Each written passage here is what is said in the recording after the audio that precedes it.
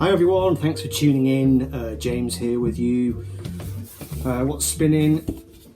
This is The Universe Smiles Upon You by Kruang Bin. Can't take any credit for having discovered this. Fair few people have shown this now on the VC. I think Spinning Greek was the first person that I saw.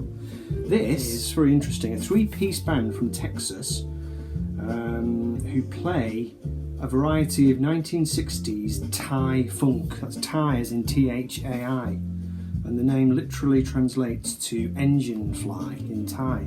It's very chilled, it's very guitar based, instrumental, nice thing to put on if you're trying to relax, trying to, de-stress, which I think I kind of am. Anyway, Happy New Year to you all. Big hello to new subscribers, new viewers, old subscribers. This is a vinyl finds video. I do have a fair few finds for you and I'm working against the clock. The finds I've got for you are my 2017 pickups of new records. I don't show a great deal of new stuff. I normally show charity shop finds, really, some, bit of a skinflint, but I did buy a fair few new records last year, so I thought I would whip through those for you. So let's make a start. Now when I say new, I don't mean records that were recorded in 2017, I just mean new records that are brand new, as in they have not been used before, they are not second-hand records. Okay, so let's not beat around the bush. I picked up a copy of Soul Mining by The classic 1983 album, long been a favourite of mine. I've had it on CD for years. My New Year's resolution is to stop buying things on vinyl which I already have on CD, so that would be a nice thing to do. So yeah, that's a brand new reissue of that. Might take some flack for this one. Last time I showed, I think it was London Calling, a couple of people called me out. The idea of buying spanking new reissues of punk albums, I will use again the line in my defence that I used last time, which is I can't afford to buy an original copy. So I think this was a Back to Black reissue, and it sounds okay. As per usual with new records, I find that there's more surface noise and issues to correct with new records than there is with second-hand records. Or it's not that there's more noise, it's just it's a different kind of noise, and I find it's harder to eliminate it. And because you've spent more and bought a new record, it's more annoying. If you buy a second-hand record, you expect some cracks and pops, and you can sort of live with it. You spend, £15 on a brand new record, and all the hissing and the crackling, it kind of annoys you after a while. So I've done my best with this one, but it needs some more work. That was a 2014 reissue. Okay, now a couple of older names for you. I picked up a while ago a copy of Graham Nash Songs for Beginners, and I made a mistake which I'll advise people against, and that is to leave it in the shrink for too long. When I finally came to open it and play it, there was some issues with it. There was a mark on it, there was some really bad surface noise, but of course by then I'd completely forgotten who I bought it off, so I wasn't able to send it back. So it really annoyed me because I was aware that it had been in my listening pile. It's an album that I really love, so I just wanted a copy. So I went and searched one out straight away on eBay, and I found a really nice original pressing of it, which sounds okay, it sounds good. And this one comes with a textured sleeve, which is quite nice, which the other one didn't. It's not a gatefold, but yeah, on Atlantic. Good old purple label. I don't know if this is his first solo album. I've done some research on some of the other records, but not on this one. But it's a really, really lovely album. Military Madness, Wounded Bird, I Used to Be King. A classic, I would say.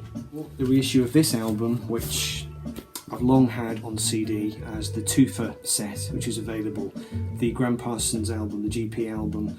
You can get it on a Tufa CD with Grievous Angel. But I've actually always preferred this, actually. My favourite all-time track by him, song by him, is She, which is just such a beautiful song.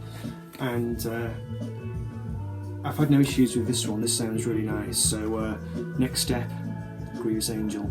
Okay, next one. I shared this on Facebook yesterday. This is a reissue Jeff Lynne album, Armchair Theatre, which originally came out in 1990. And interestingly, the cover is slightly different. If you look at the original cover, It's a different shot of him sat in the chair. So make of that what you will. So this comes on limited edition, white vinyl, double album. Essentially it's the same track listing, but it has an extra disc with a couple of extra songs on it. This album was a bit of a sort of a low-lying beast, really. It came out during, it was 1990 on Reprise, and it was right in the middle of his glorious, successful period where he was working with George Harrison. You know, he'd done the Cloud 9 album, he'd done Tom Petty, Full Moon Fever, the Wilburys was going on, all these incredibly successful projects, and yet this didn't sell. You know, this sold hardly anything at all, but it's a really, really nice album. It's one of the nicest albums he ever recorded. It has a brilliant drummer from the Danish band Misbehaving. Her name is Mats Mathieson, and she rocks. She's great. It's got some nice cover versions on it, Stormy Weather and September Song. So I was pleased to get a nice copy of it. My one is slightly worn from excessive playing back in the day. Then I picked up a reissue of The Zombies, Odyssey and Oracle. This is the 30th anniversary edition, 1997 on Big Beat Records, remastered from the original analogue tape. It came out originally in 1968 on CBS. It was their second album, and apparently it was recorded on the same 4-track Studer machine that had been used to record Sgt. Pepper, which I thought was quite good. So yeah, a bit of classic British psych. That sounds good, that one actually. And then in a similar vein, I picked up the 2016 reissue on Manta Fish of the Pretty Things SF Sorrow, which is another very, very Beatles derived or Beatles influenced weird concept album from 1968. Originally on Columbia. One of the first rock concept albums based on a short story by Phil May. And yeah, it's quite a strange album. I do like it. I need to give it a few more spins to properly get under its skin. So the cover design apparently was by the band. This is pretty cool, isn't it? The Pretty Things. Okay. Oh yeah, that was released. Apparently that was released the same week as the Beatles' White Album and the Kinks' Village Green Preservation Society. So what a week that was for British pop music. Okay, I'm doing well, time-wise. Okay, now this is an album that I've been wanting to own for a long, long time. This is the reissue on the Experience Hendrix label, 180 gram reissue, 2015. I'd never owned this album, even on CD. I did share a house with a guy many years ago who had the album, and it was when I was learning to play the drums, and I used to sit in my room obsessively listening to this record, trying to work out how Mitch Mitchell just got that incredible sound and groove to what he did. Yeah, I used to listen to the song Fire in particular, and Mitch Mitchell's explosive snare work on that track used to just blow my mind. This comes with a rather nice booklet containing some nice pictures of the boys. So yeah, I don't need to say much about this album, do I really? Originally released in the UK on May the 12th, 1967, spent 33 weeks on the charts, peaking at number 2, interestingly. It was not a number 1 album. Produced by Chaz Chandler from The Animals. So yeah, I just wanted to finally get it. I'm not going to plunge too deeper into buying Hendrix on new vinyl because it's just such an expensive pursuit, but I really wanted this one. A double album comes with the extra tracks, which were on the, I always get confused with the extra tracks on the American version or the British version. I don't know, anyway, there's that. Okay, so a bit of jazz. I picked up the Music on Vinyl reissue of On the Corner by Miles Davis from the early 1970s. I think it was 1972 on Columbia, and it was his continuing exploration into the worlds of jazz fusion in an attempt to, you know, I think Miles saw himself as being pigeonholed as playing a rather old-fashioned form of music, and this was one of the records that he made trying to appeal to the rock audience. Wasn't very critically acclaimed at the time. There were techniques on it, you know, the producer Ted McCaro was stitching together tracks and so on, so it was made more with a kind of rock album sensibility, but I think history has judged it more kindly than it was judged at the time. So that's a good one. Yeah, that was the Music on Vinyl out of Europe, 2012, on Da Corner. Okay, and then just a couple to finish with. I picked this one up because I think I saw 6-inch pianist John Downing show this, Jane Weaver. I think this was her last album. She's an English singer-songwriter and guitarist. She's performed as part of the Britpop group Kill Laura, the folktronica project Misty Dixon. This is one of her solo albums. It's a really good album, actually. It's quite electronic. It is... I'd describe it as electronically tinged, left field indie pop. I'm not sure if that's entirely convincing description, but certainly a very intriguing album. It's one I've gone back to several times in 2017. So, Jane Weaver. And then this one, this is a kind of a VC staple in a way. Although when I shared it on Facebook, there were certain people who said they'd never seen it before. I think Jeff and Sean had said.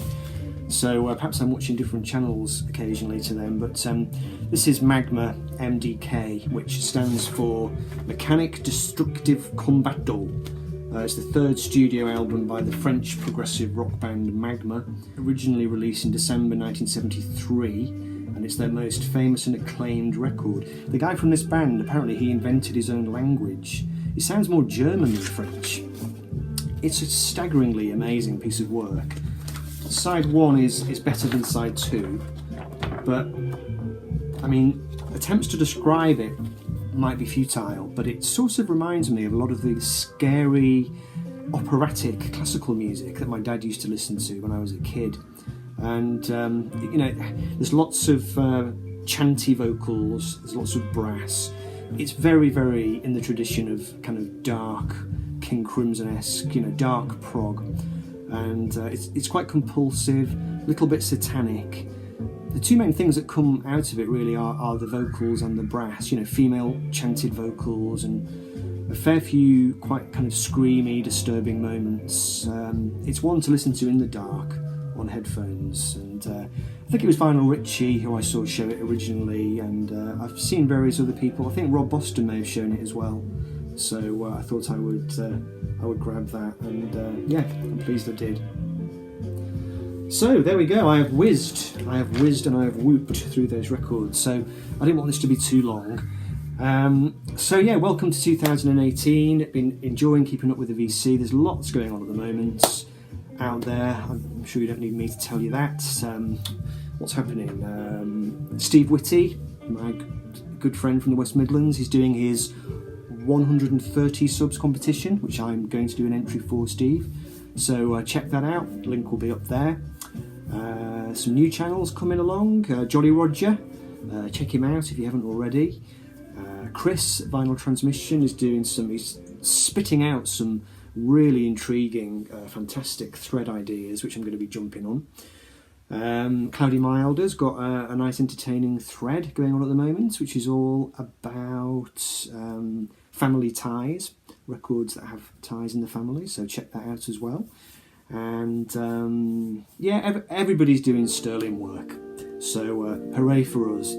Okay, VC and everybody else. And oh yes, the vinyl tag, yes, that seems to have, I wouldn't say it's gone viral yet, but there have certainly been some very good and entertaining entries for that, so try and keep on top of those if you can.